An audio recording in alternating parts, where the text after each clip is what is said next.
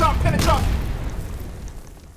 missed talking to him. And then a few years later, I lose my wife, my heroin. My, not heroin, you know what I mean? That was my queen. Right.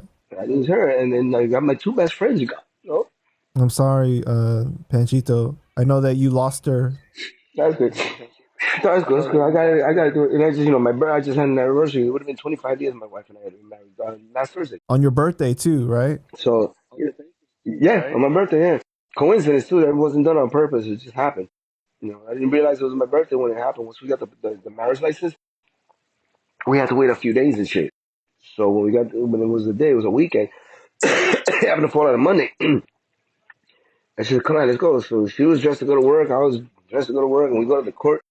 We go, pat, pat. Didn't even realize the day. Get the witness. Judge signs the shit. We get married. She was happy birthday. I said, "What? She was your birthday, nigga." I said, "Oh shit." Didn't even realize it. Did not even realize it. But And I know that we lost her to cancer, right? Is that right? yes, sir. I lost her to ovarian cancer. So I do a lot of I'm trying to get some stuff together to whatever I can do as far as support any kind of cancer, breast cancer, women cancer. My grandson, when he was 11 months old, was diagnosed with leukemia, so he had cancer, but he survived. And then, my wife's stuff came last minute. Within a year of the time she was diagnosed, she, God took her. And man, he had, she did her time basically. And I just thank God that He gave me enough time with her and had my kids with us. And I'll see Right. her eventually one day when it's my time. But cancer is fuck cancer, man. Fuck cancer. Fuck cancer. Fuck cancer. Fuck cancer. It's the worst thing. And if there's anybody out there that's fighting with this shit, keep fighting, man. Keep your faith. And then when it's your time, it's your time. And I hate to put it that way, but fight as much as you can. And eventually, somehow, someday, there will be a cure to all this bullshit.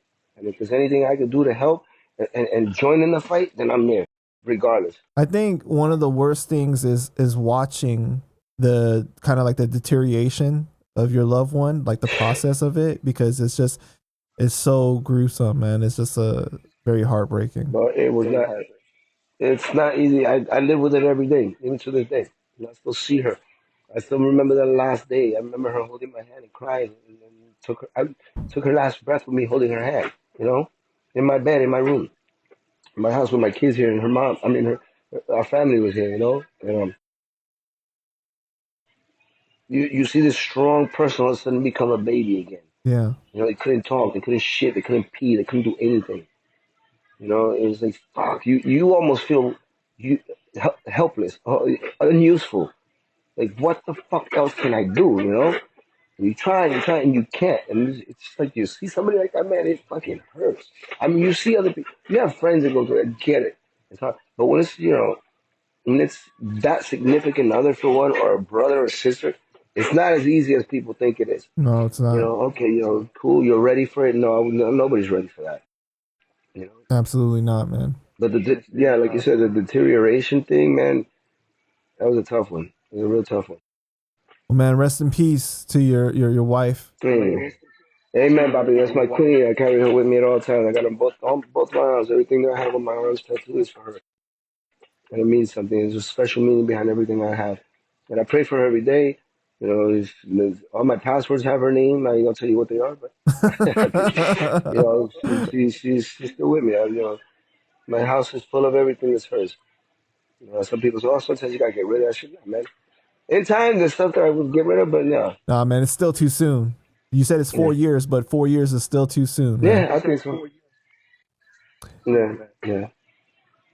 But anyway, it's crazy because one of my favorite episodes of the Wayne's Brothers growing up was the episode that your brother was good on. macho.